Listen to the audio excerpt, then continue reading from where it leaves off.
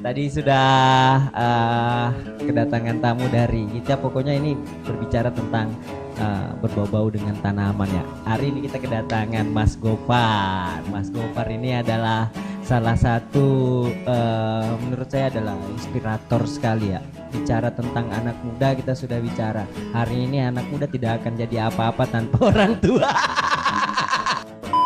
Ya, ini adalah salah satu orang tua saya yang memberikan inspirasi di mana berbicara tentang budidaya kantong semar. Kalau bicara kantong semar itu banyak di alas, kalau bahasa Jawanya alas ya hutan, yang bahasa Banjarnya sahabat-sahabat itu biasa sering kita temuin. Yang kalau kadang waktu bermain habis main layangan itu biasa kantong semar itu kan kantongnya diisi dengan air seni gitu.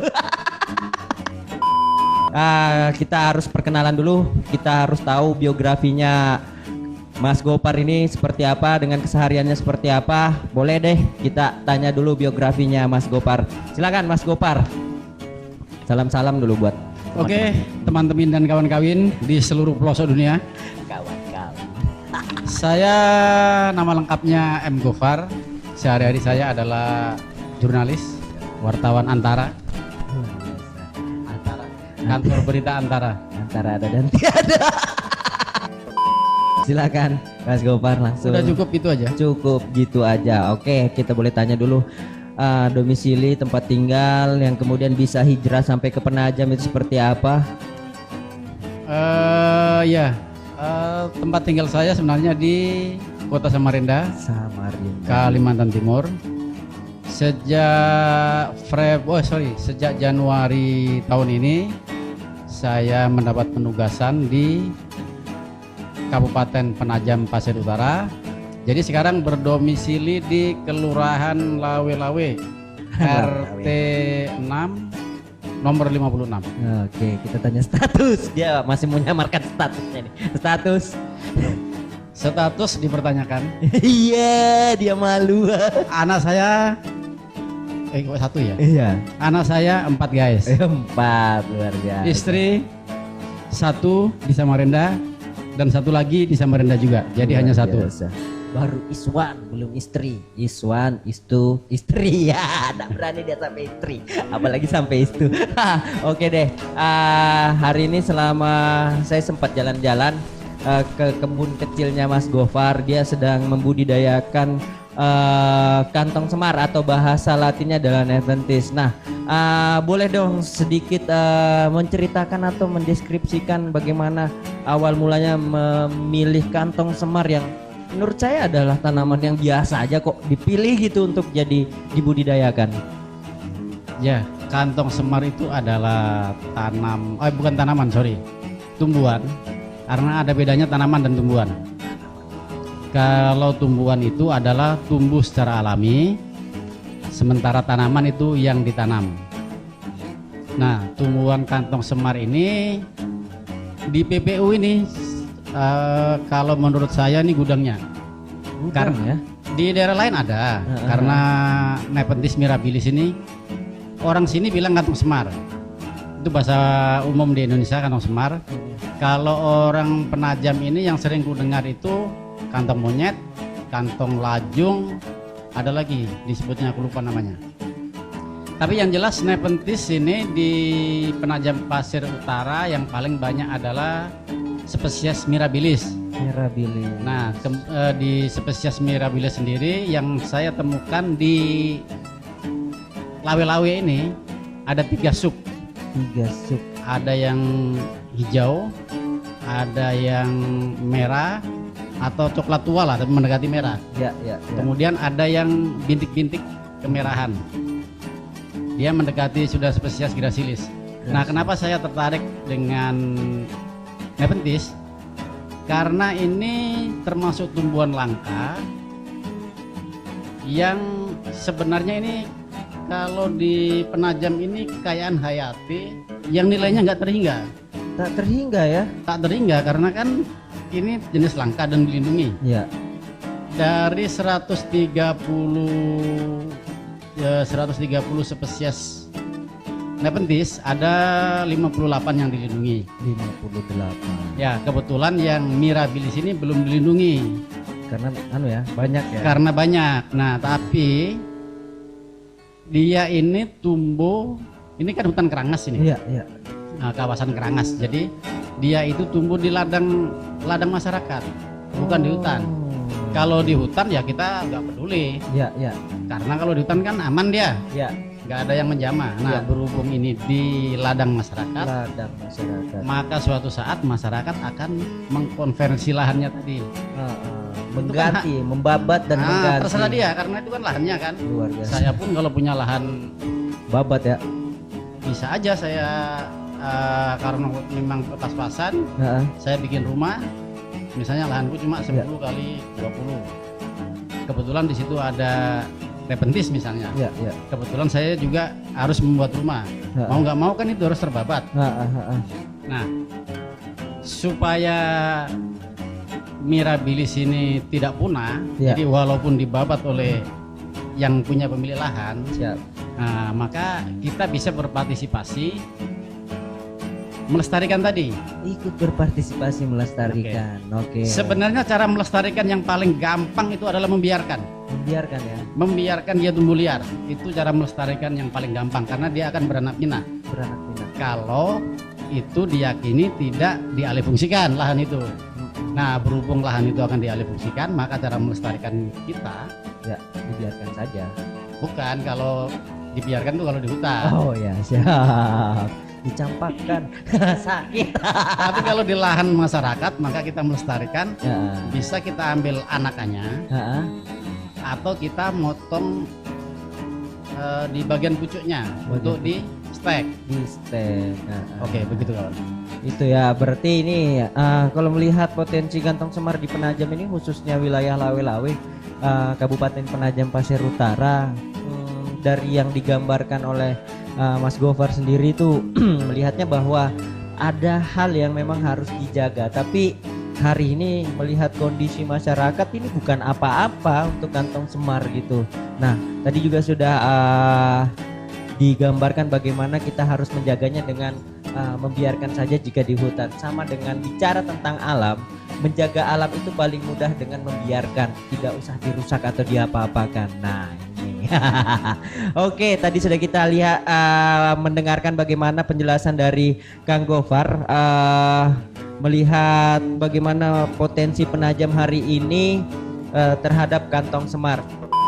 Jadi sudah ada beberapa warga yang teman-teman sih sebenarnya, warga itu teman-teman juga yang sudah, kan ini sering saya upload nih baik Ya.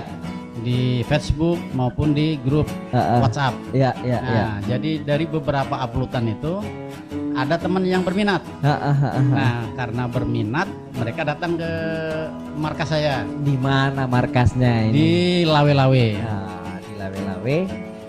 Nah, kemudian yang di Samarinda dan Tenggarong itu kan otomatis dia nggak bisa datang cepat nih. Ya.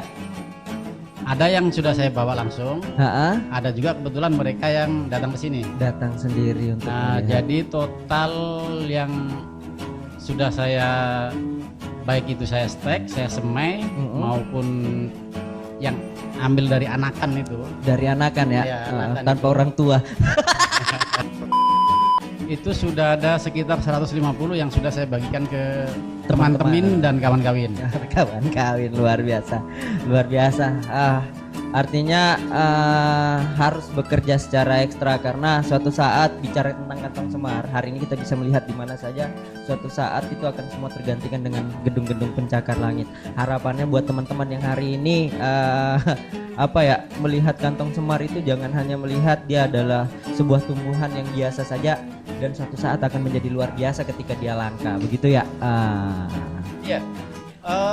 Gini, kita ini kan kadang-kadang itu membiarkan sesuatu yang banyak, Ya, tapi tidak menyadari bahwa itu akan punah. ya. Saya ambil contoh aja badak.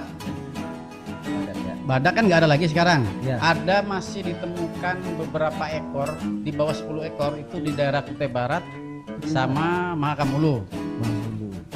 Itu sekitar 5 atau 4 gitu ditemukan. 4 ekor. Iya, Kondisi hidup atau kondisi mati? kondisi hidup karena masih ada jejak-jejaknya itu kan. Ada yang sudah dilindungi Itu pokoknya ada sekitar 5 itu, aku lupa jumlahnya. Kemudian gajah. Gajah. Gajah itu sekarang hanya ada di Kalimantan Utara, di Kabupaten Malinau. Kabupaten Malinau. Karena kepunan-kepunan tadi. Kemudian pesut. Pesut di Samarinda itu dulunya banyak dulu. Sekarang kan tinggal patungnya aja. Patung pesut di Samarinda. Nah, sementara pesutnya sendiri sekarang sudah ada di sekitar Danau Pelah. Desa Pelah. Desa Pelah Pelah. itu Kota Bangun ya. Ya, ada Kutai Kota Bangun situ. Dan negara. Betul, Kabupaten Kutai Kartanegara. Kemudian ada beberapa ekor di Teluk Balikpapan. Teluk Balikpapan. Itu dulunya kan banyak ini. Nah, karena kebiasaan kita ini tidak bisa menjaga ekosistem, nggak bisa memperhatikan layanan ekologis, Ya. ya itu akhirnya. Nah, begitu pula Kantong Semar ini. Mumpung dia masih banyak, jadi saya harapkan di sini, harapan aja warga sini bisa memelihara itu. Ya, ya. Kalaupun nanti di ladang orang itu sudah habis karena dialihfungsikan, Ya. paling tidak kita masih punya kenang-kenangan, walaupun itu di pot atau di halaman. Ya, ya, ya. Prospek Kantong Semar ini sebenarnya dari sisi bisnis akan panjang, akan prospeknya besar. Oh, punya nilai ekonomis. Oh pasti. Luar biasa. Karena saya ingat begini, saya ingat itu ketika di Jogja ada di salah satu desa, saya lupa namanya desa apa ya. Itu ada BUMDes. BUMDes itu badan usaha milik desa. Dia itu mengelola tanaman hias. Mengelola tanaman hias. Ya, mengelola tanaman hias aglonema. Aglonema. Ya, aglonema. Bahasa Latinnya aglonema ya. Aglonema itu ini tanaman hias yang daunnya warna-warni. Yang kayak talas itu, daunnya kayak talas, tumbuhannya kayak talas. Tapi kalau talas kan daunnya lebar. Iya, iya, iya. Kalau dia daunnya meruncing, agak panjang gitu, tapi lebar juga. Dulu musim-musimnya air mata ibu itu ya, spesiesnya itu ya. Seperti Air mata ibu, lain-lain jenis itu. Ya, jelas dia jenis tanaman hias yang tidak berbunga. Dia lebih kepada daun kan? Iya, daun dia. Bagaimana daunnya? Justru dia kalau berbunga justru nggak indah. Bunganya itu justru dipotong. Oh begitu. Karena keindahannya ada di daun itu. Di daun Nah, tersebut. Di salah satu desa di Jogja itu, di sana itu aglonema itu kan awalnya dia tanaman liar tuh di sekitar desa mereka. Di Jogja itu. Ya, di kawasan. Aku lupa nama desanya itu. Pokoknya di Jogja lah. Ya, ya, yang dipaksa berpikir nanti otaknya berdarah. Tahun 2019. Jadi karena itu tanaman liar di sekitar mereka, akhirnya pengelola BUMDes tadi berinisiatif dipotkan itu. Oh, dipotkan. Dipotkan. Ya? Ada yang dipotkan, ada yang dipolybag. Kemudian ada juga pembibitan. Nah, kemudian itu mulainya tahun 2017. Tahun 2018 ternyata 2018 sampai 2019 ternyata mereka sudah mendapat keuntungan. Udah ya, ada keuntungannya begini. Ya? Keuntungan ya. Keuntungannya begini. Tanaman itu satu dia sistem sewa. Sistem sewa. Sewanya? Sewanya itu bisa ke hotel-hotel dan bisa ke perkantoran. Jadi gini modelnya. Tiap 3 hari ya, atau tiap 5 hari, dia tergantung jenis tanamannya kuat air atau enggak. Iya, iya, iya. Jadi tiap 3 hari itu dia datang membawa pot, membawa aglonema yang sudah dalam pot itu. Dia bawa ngantar ke toko yang sudah ada, bukan toko, kantor, anggaplah kantor ya. Yang pot yang sudah ada di kantor tadi ditukar kembali, ditarik ya. Jadi dia ditukar. Oh, luar jadi biasa ya. Itu. Jadi pemeliharaannya bukan pada pemilik kantor atau pemilik hotel, tapi kepada pembudidaya tersebut. Nah, pada pengelola tadi. Luar biasa, ini salah satu ajaran juga buat kita, buat kalian di tengah pandemi ini. Bicaranya bukan hanya bicara Kantong Semar saja, tapi bicara dengan tanaman-tanaman lain. coba deh untuk berusaha untuk masuk ke hotel-hotel atau perbankan mungkin ya, untuk menyewakan tanaman kalian ketimbang harus menjaga tiap pagi nyiram, udah kayak jaga istri aja atau jaga anak. Luar biasa. Nah itu jadi sedikit pencerahan kita terkait dengan kantong semar.